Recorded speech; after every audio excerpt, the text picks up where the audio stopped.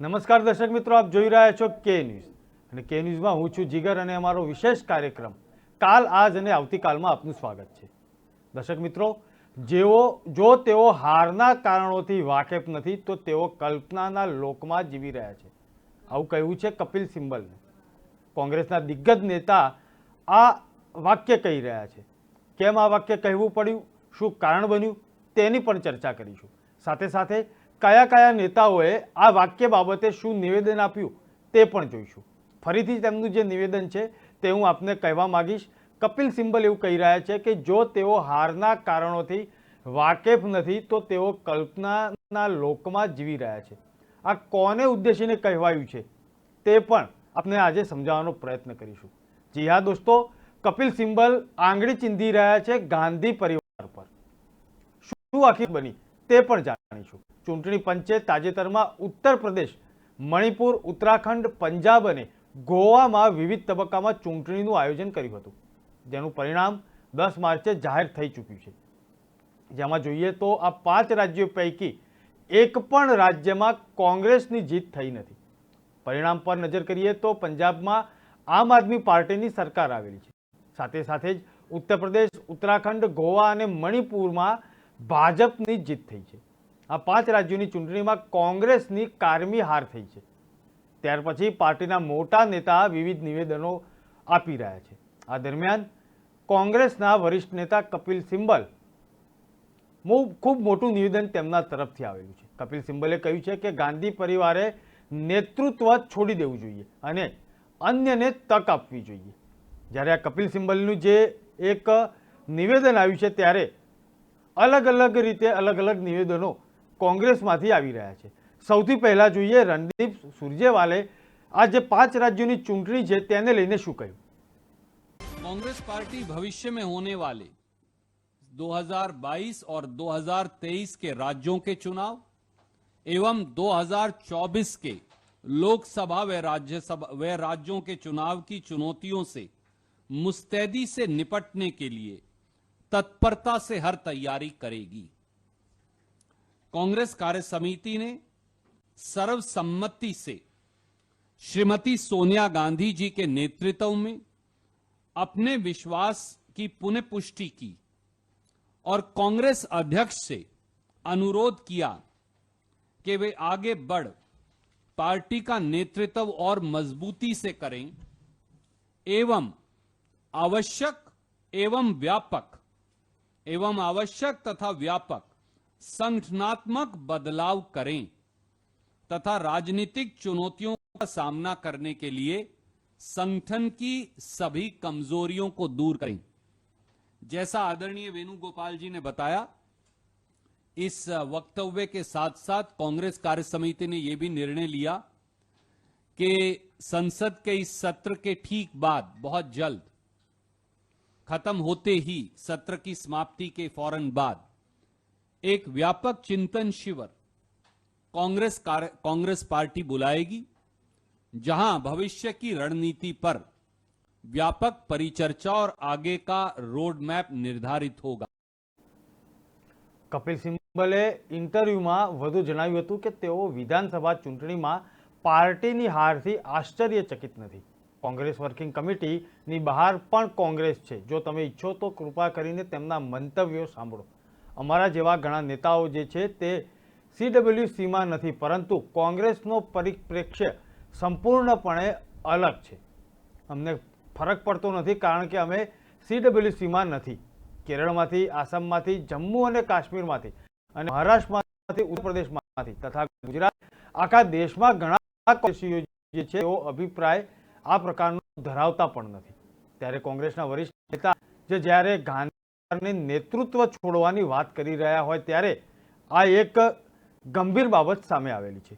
પરંતુ સંદીપ દીક્ષિત નામના દિગ્ગજ કોંગ્રેસી નેતા શું કહી રહ્યા છે તે પણ સાંભળવું જરૂરી છે, કારણ કે કપિલ સિબ્બલના વાક્યોમાં જે વિરોધનો જે સૂર ઉઠ્યો છે તેવો જ સૂર કદાચ દીક્ષિતના સૂરમાં પણ ઉઠ્યો હોય લાગી રહ્યું છે. आओ सांभळिए तेओ शुं कही रह्या छे. ये कोई किसी एक संगठन, संस्था, व्यक्ति पे नहीं है. ये जो एक राजनीतिक माहौल है और दो चीजों पे मेरे ख्याल से ये कटाक्ष करता है। एक तो उन पर जो हैं कुछ नहीं और अपने आप को बहुत ज्यादा दिखाते हैं।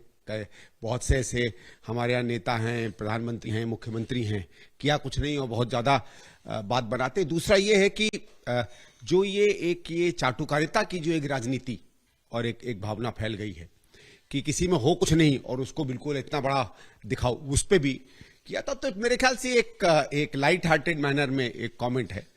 आप इसको जो समझेंगे वो समझ लेंगे। कोई कौन प्रेसिडेंट बने, प्रेसिडेंट नहीं बने, ठीक है, ये तो हर आदमी के अपने अपने सुझाव हैं। और एक तरीके से मैं तो बार बार इस बात को कहता हूं, खुद राहुल गांधी ने इस बात को माना जब उन्होंने इस्तीफा दिया कि नहीं भाई अभी शायद किसी और को लाया जाए। और मैं तो इसलिए बार बार कह रहा हूं कि कपिल सिब्बल जी से भी मैं कहूंगा और मैं ये बात को बार बार उठाता रहा हूं कि भाई आप कहते हो कि किसी और को अध्यक्ष बनना चाहिए, जैसे गांधी परिवार से अलग, ठीक है भाई, आपकी भावना है। उस समय जो हमारे अध्यक्ष थे उन्होंने इस्तीफा दे दिया, तो आप लोग मिलकर नया अध्यक्ष चुनो ना। मेरा यह भी है कि भाई एक मामले में तो हम किसी पे सवाल इसलिए नहीं उठा सकते क्योंकि जब मौका दिया तो ये जितने हमारे बड़े बड़े नेता हैं, जिसमें आधे से ज्यादा राज्यसभा में बैठे हुए हैं, इनको भी तो थोड़ी सी जिम्मेवारी पड़ती थी। लेकिन आज मुझे लगता है स्थिति और थोड़ी सी आगे गई है, क्योंकि जो निष्क्रियता मुझे चुनाव में दिखती है, जैसे मैं पंजाब का चुनाव मैंने बड़े करीब से देखा, मैंने अपनी आंखों के सामने, हम लोग 45 से 55 सीटों पे बड़े आराम से बैठे हुए थे। 60-65 में नहीं कहूंगा, हो सकता नहीं हो, और मेरे सामने दिन प्रतिदिन ग्राफ गिरते देखा। हम लोग जो बाहर से ऑब्जर्व कर रहे थे, क्योंकि मुझे कांग्रेस में इनसाइडर माना जाता है ना वैसे कोई समझता है, तो हम तो हर चीज बाहर से देखते हैं। हम अपने साथ बस सिंपल चीजें जो किसी भी सामान्य चुनाव में होनी चाहिए थी। और इसमें मैं कहूंगा कि इस जो ये जो वहां समझ लीजिए बर्बादी की खिचड़ी पकी, इसमें अगर स्थानीय नेता जिम्मेदार थे तो वहां के जो एआईसीसी के जो पूरी टीम पहुंची हुई थी वो भी कोई कम जिम्मेवार नहीं थी। और एक तरीके से देखा जाए तो ये क्लासिक केस है, चुनाव कैसे हारा जाता है उस पर एक अगर आपको लेखन निबंध लिखना।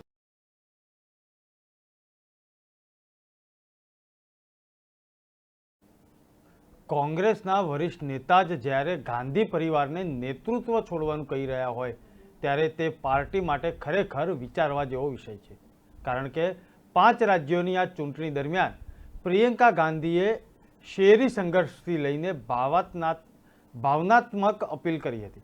આ બધું જ અજમાવ્યું, પરંતુ ચૂંટણી બે ધ્રુવીય બની ગઈ હતી। ચૂંટણીમાં કંઈ કામ થયું નથી। એક પણ રાજ્યમાં કોંગ્રેસની બહુમતી જોવા મળી નથી। કોંગ્રેસની વાત કરીએ તો ઉત્તર પ્રદેશમાં ભારતીય જનતા પાર્ટી અને સમાજવાદી પાર્ટી વચ્ચે જ લડાઈ હતી। 5 રાજ્યોમાં કોંગ્રેસની કારમી હારથી ડર્યા વિના પ્રિયંકાએ આગામી ચૂંટણીઓની તૈયારી શરૂ કરી દેવાની છે તેવી વાત કરી છે। સૂત્રોના જણાવ્યા અનુસાર CWC બેઠકમાં પ્રિયંકાએ વર્ષ 2024ની લોકસભાની ચૂંટણીનું બ્લુપ્રિન્ટ પણ તૈયાર કરી લીધું હોય તેવી વાત કરી હતી। પ્રિયંકા ગાંધી વાડ્રાએ ઉત્તર પ્રદેશમાં 2024 માટે રણનીતિ બનાવવાનું શરૂ કરી દીધું છે, પરંતુ જ્યારે કપિલ સિબ્બલે ગાંધી પરિવારને નેતૃત્વ છોડવાની સલાહ આપી અને તેમણે કહ્યું કે હવે સમય આવી ગયો છે કે ઘરના લોકોને બદલે દરેકની કોંગ્રેસ હોય તેવું બતાવવું પડશે। વિધાનસભાની ચૂંટણીમાં કોંગ્રેસની હાર બાદ પક્ષનો આંતરિક વિખવાદ સામે આવ્યો છે। પરિવારવાદની વાત કરીએ તો વડાપ્રધાન નરેન્દ્ર મોદીએ પણ કોંગ્રેસ પર અવારનવાર અનેકવાર નિશાનો સાધ્યા છે। અનેકવાર તેમણે પરિવારવાદની જે વાત જે છે તે અનેક ચૂંટણી પ્રચાર હોય કે અલગ અલગ રીતે હોય કોંગ્રેસ પર આક્ષેપ કરતા ઘણી વખત તેમણે તેમના નિવેદનમાં પરિવારવાદ વિશે સમજાવ્યું છે। આવો જાણીએ પરિવારવાદ વિશે પીએમ મોદીએ શું કહ્યું હતું અગાઉના સમયમાં। लेकिन जो पार्टी पीढ़ी दर पीढ़ी एक ही परिवार चलाता रहे, पार्टी की सारी व्यवस्था परिवारों के पास रहे, वो लोकतंत्र, स्वस्थ लोकतंत्र के लिए सबसे बड़ा संकट होता है। और आज संविधान के दिवस पर संविधान में विश्वास करने वाले, संविधान को समझने वाले, संविधान को समर्पित सभी देशवासियों से मैं आग्रह करूंगा कि देश में एक जागरूकता लाने की आवश्यकता है। जापान में एक प्रयोग हुआ था।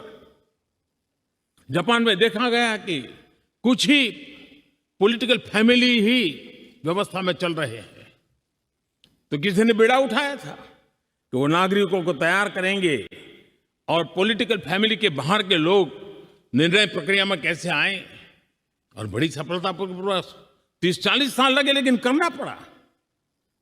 लोकतंत्र को समृद्ध करने के लिए हमें भी हमारे देश में ऐसी चीजों की ओर जाने की आवश्यकता है, चिंता करने की आवश्यकता। વડાપ્રધાન નરેન્દ્ર મોદીએ પણ કોઈ તક પરિવારવાદ વિશે બોલવાની ચૂક્યા નથી। વિધાનસભાની ચૂંટણીમાં કોંગ્રેસની હાર બાદ પક્ષનો આંતરિક વિખવાદ સામે આવ્યો છે, ત્યારે પાર્ટીના કેટલાક વરિષ્ઠ નેતાઓ પણ તેમાં બચાવ પક્ષ અને અલગ અલગ રીતે તેમના નિવેદનો સામે આવતા હોય તેવું લાગી રહ્યું છે। વધુ એક નેતાએ શું કહ્યું તે પણ સાંભળીએ અને સાથે સાથે કોંગ્રેસના પરિવારવાદની વાત આવે ત્યારે કોંગ્રેસના નજીક સોનિયા ગાંધી અને ગાંધી પરિવારની નજીક જે નેતાઓ જે છે તે શું કહે છે તે પણ સાંભળવું જરૂરી છે। ત્યારે ખડગે મલ્લિકાર્જુન ખડગે શું કહ્યું તે પણ સાંભળીએ। Congress She is alone is not responsible. Every state leader, every member of parliament who is there, Rajya Sabha member or whosoever, we all are responsible for. उनका ये इंडिविजुअल ओपिनियन है। उन्होंने खुद ही ये कहा कि ये मेरा व्यक्तिगत ओपिनियन है और वो जाहिर किए हैं। और हमारे पार्टी में ये डेमोक्रेटिक पार्टी है और कोई भी मेंबर अपने वैयक्तिक विचार को रख सकता है, लेकिन मुझे इस बात की दुख है कि उन्होंने सीधा प्रेस में बोला, इंटरव्यू दिया, ये अच्छा नहीं लगा। और पार्टी में जो भी बातें होती हैं, पार्टी की वर्किंग कमेटी जो निर्णय पूरे लोगों ने मिलकर लिया CW से, उसको अगर हम नकारेंगे तो किसी को भी आप रेस्पेक्ट नहीं देंगे। तो मेरा कहना यही है, किसी को अगर कोई कुछ कहना भी है, अभी वो 3-4 महीने वेट कर सकते हैं। इलेक्शन आ रहा है, उस इलेक्शन में सभी लोग को हिस्सा ले और उसके बाद में अपने चॉइस के जिनको लाना वो चाहते हैं वो ला सकते हैं। लेकिन अब बोलना सिर्फ गांधी फैमिली के ऊपर, ये मुझे अच्छा नहीं लगा। और ऐसे विषय पे मैं उनको यही कहूँगा उनसे कि हमको पार्टी को सबको मिलकर मजबूत बनाना है और पार्टी को वीक नहीं बनाना ऐसे स्टेटमेंट देकर। तो इसीलिए मेरा अपील सब लोगों से है, जो लोग अपने अपने उनके विचार जो भी है, तो वो लोग पार्टी के अंदर रखे, पार्टी के लीडर से मिल के बात करें। और जो नेता सब कुछ श्रीमती सोनिया गांधी जी ने इस पार्टी को दिया, कोई कुर्सी हासिल नहीं की, लेकिन कभी कभी कंपटीशन होता है कुर्सी के लिए, तो ऐसी बातें भी निकलते हैं। तो ठीक है, ये तो उनका व्यक्तिगत ओपिनियन है, इससे ज़्यादा मैं कुछ नहीं बोलना चाहता। देखिए, अब वो जो भी फैसला आएगा हाई कोर्ट का, वो देखेंगे, देखने के बाद रिएक्ट करना अच्छा होगा। इसीलिए अभी अगर हम पहले ही कहे तो अच्छा नहीं रहता। और दूसरी चीज़, वो लॉ एंड ऑर्डर मेंटेन करने के लिए गवर्नमेंट जो कदम उठाती है, शायद उन्होंने ये 144 या कहीं कहीं जो स्पॉट उन्होंने आइडेंटिफाई किया वो सेंसिटिव हो सकते हैं, तो उसलिए वो किया होगा। लेकिन हिजाब का जो सुप्रीम कोर्ट का फैसला है वो आने। પૂર્વ કેન્દ્રીય મંત્રી કપિલ સિબ્બલના નિવેદનથી ફરી એકવાર કોંગ્રેસની અંદરનો વિખવાદ સામે આવ્યો છે। તેમણે કહ્યું કે ગાંધી પરિવારે પક્ષનું નેતૃત્વ છોડીને અન્ય કોઈ નેતાને તક આપવી જોઈએ। કપિલ સિબ્બલની આ ટિપ્પણી બાદ ગાંધી પરિવારના નેતૃત્વમાં માનનારા નેતાઓ પણ તેમના પર આકરા પ્રહારો કરી રહ્યા છે. તેમના પર રાષ્ટ્રીય સ્વયંસેવક સંઘ અને ભારતીય જનતા પાર્ટીની ભાષા બોલવાનો આરોપ છે. પાર્ટીના વરિષ્ઠ નેતા સિંબલે અંગ્રેજી દૈનિકને આપેલા ઇન્ટરવ્યુમાં કહ્યું હતું કે ગાંધી પરિવારે કોંગ્રેસ પાર્ટીના નેતૃત્વથી અલગ થઈને બીજા કોઈને તક આપવી જોઈએ. જ્યારે આ પ્રકારનો એક ઇન્ટરવ્યુમાં તેમણે વાત કરી ત્યારે અલગ અલગ નિવેદનો કોંગ્રેસમાંથી આવવા માંડ્યા. આવો જોઈએ અધીર રંજને શું કહ્યું અને કોંગ્રેસના દિગ્ગજ નેતા જે અધીર રંજન જે છે તેમણે શું કહ્યું તે પણ જાણવું જરૂરી છે.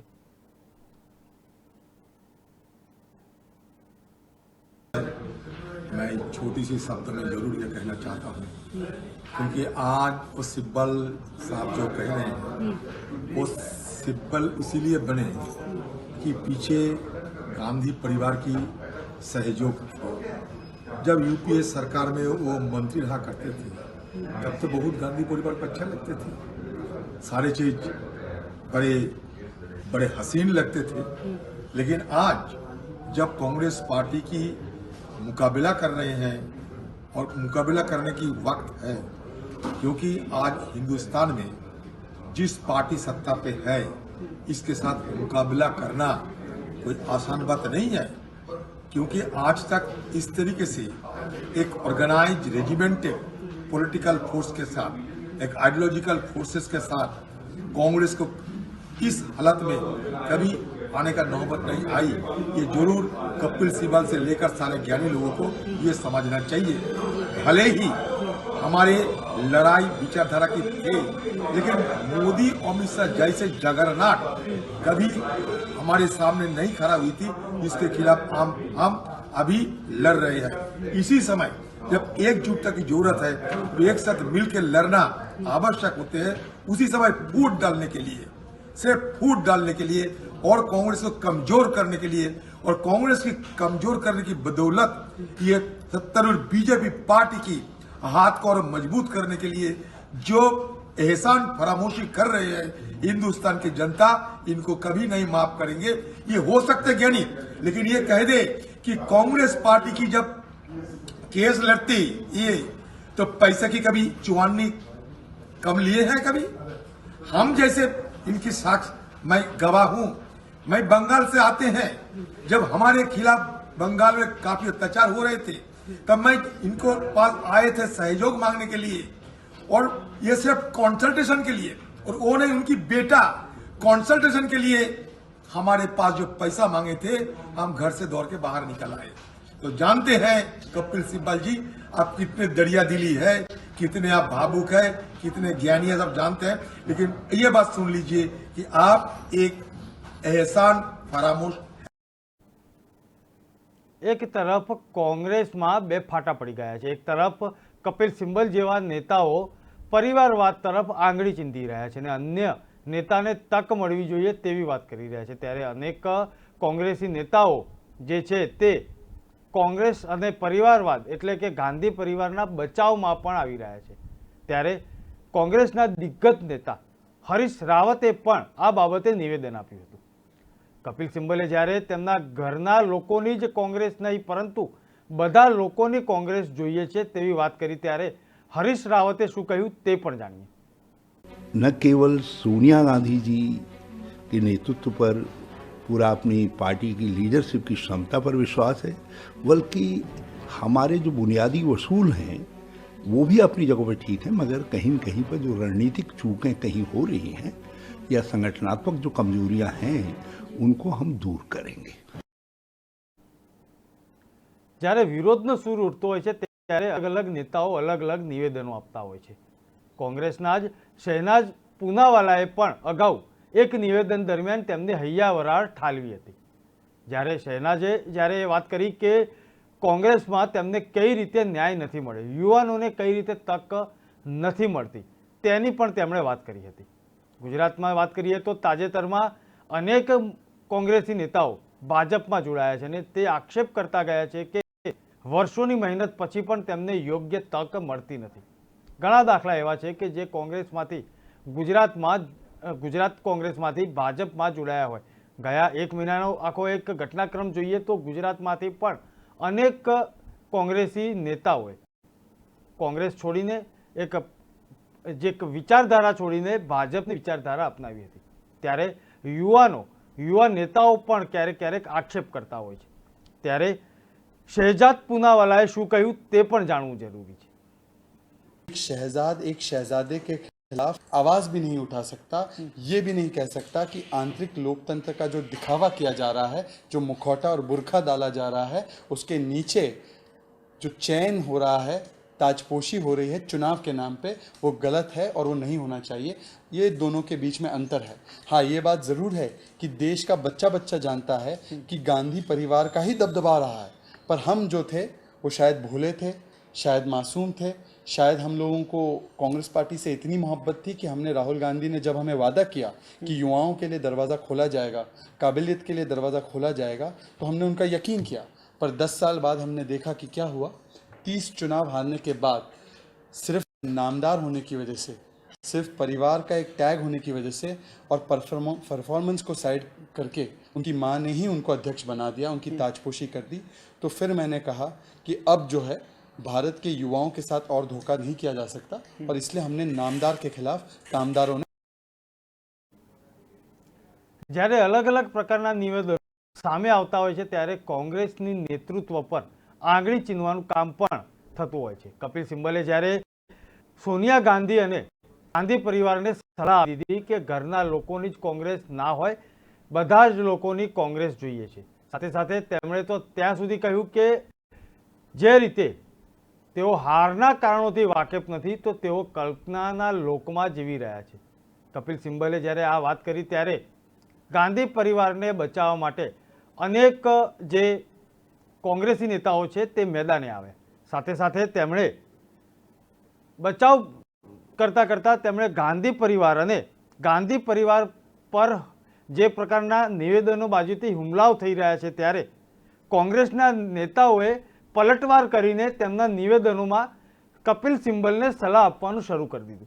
આવો જોઈએ કોંગ્રેસના નેતાઓએ કઈ રીતે પલટવાર કર્યો। जो हमारे राष्ट्रीय अध्यक्ष जी का निर्देश होगा उसका पालन करेंगे। हार की पूरी जिम्मेदारी लेते हैं, नैतिक जिम्मेदारी हमारी है, और हम लोगों ने प्रयास किया, संघर्ष किए, मुद्दों की राजनीति की, किसान नौजवान गरीबों की राजनीति को लेकर सड़कों पर उतरे, लाठी खाए, जेल गए। तो जितना हो सकता था हमने विश्वास हासिल करने की कोशिश की। जनता है, लोकतंत्र में मालिक है, नहीं दिया जनादेश फिर लेंगे, उनके बीच में जाएंगे, उनके अदालत में जाएंगे, देखते हैं कब तक नहीं मानती है, मनाएंगे। जी कोई कांग्रेस संस्कृति के व्यक्ति नहीं है। कपिल सिब्बल जी बहुत बड़े वकील हैं, इसमें कोई दो राय नहीं, माने वकील रहे देश के, अभी है भी, और वो कांग्रेस में उनकी एंट्री हो गई। तो कांग्रेस का जो कल्चर है, संस्कृति है, संस्कार है और प्रक्रियाएं हैं, कैसे कैसे जमीन पे कार्यकर्ता के रूप में रगड़ाई हो पहले, फिर धीरे धीरे वो ब्लॉक में जिले के अंदर आए, उसके बाद में उसको चांस मिलता है प्रदेश में आने का। कोई विधायक बनता है, कोई मेंबर पार्लियामेंट बनता है, कोई मंत्री बनता है, कोई मुख्यमंत्री बनता है, कोई कुछ नहीं बनता है और काम करता रहता है। तो कपिल सिब्बल साहब को बहुत चांस मिला है। सोनिया गांधी जी के आशीर्वाद से, राहुल गांधी के सहयोग से उनको केंद्रीय मंत्रिमंडल में जगह मिली है। वो पार्टी के स्पोक्स पर्सन भी रहे हैं, और उनके मुंह से ऐसे अल्फाज निकलना बहुत ही दुर्भाग्यपूर्ण है।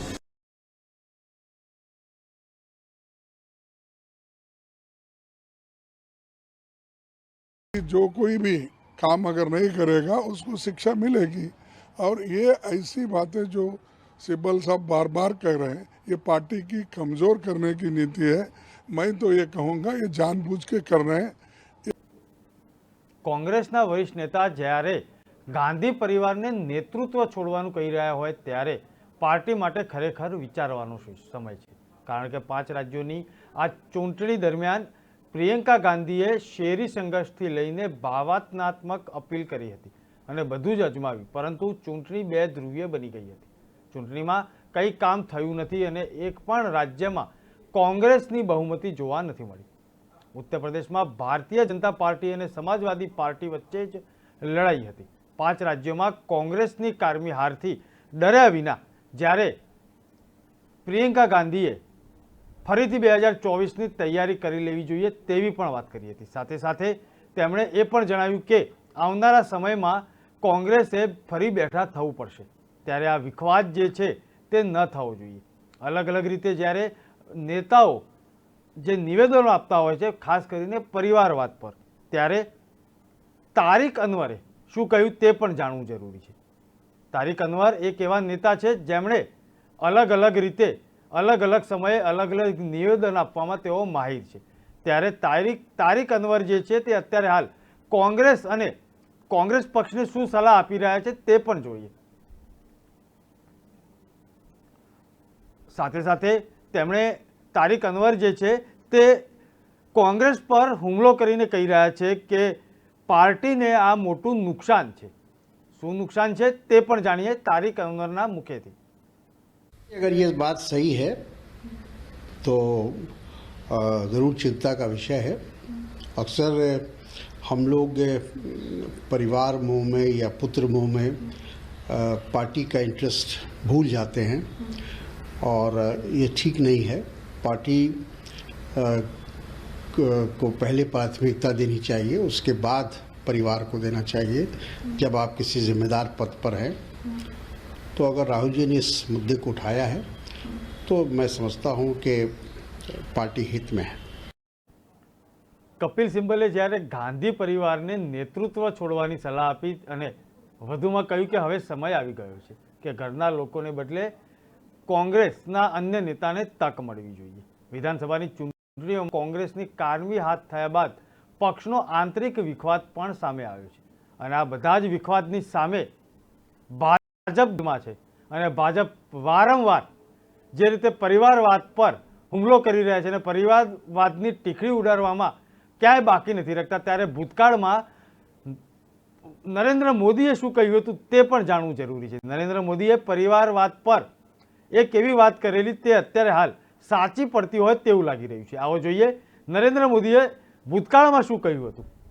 हम लोगों का एक ही मंत्र है, सबका साथ सबका विकास. लेकिन दूसरी तरफ एक ऐसी पार्टी है जिसने आजादी के 70 साल में 60 साल तक खुद ने राज किया है, लेकिन वो पार्टी का मंत्र है उनका परिवार, यही उनका संविधान है, उनका परिवार यही उनकी सरकार है. वो सरकार चलाते हैं तो भी परिवार के लिए, वो सरकार गिराते हैं तो भी परिवार के लिए. દર્શક મિત્રો, કાલ આજ અને આવતીકાલમાં જે રીતે ગાંધી પરિવાર અને ગાંધી પરિવારવાદ પર કપિલ સિબ્બલે આક્ષેપો કર્યા, સામે કોંગ્રેસીઓએ તેમને બચાવ પક્ષમાં ગાંધી પરિવારની જે વાત કરી તે પણ સાંભળી. સાથે સાથે ભાજપે કઈ રીતે ટીખડી ઉડાડી અને મોકાનો ફાયદો લઈને નરેન્દ્ર મોદી હોય કે અન્ય નેતાઓ શું કીધું તે પણ જાણ્યું. દર્શક મિત્રો, આવતીકાલે આ જ કાર્યક્રમમાં ફરીથી મળીશું. ત્યાં સુધી મને રજા આપશો. નમસ્કાર.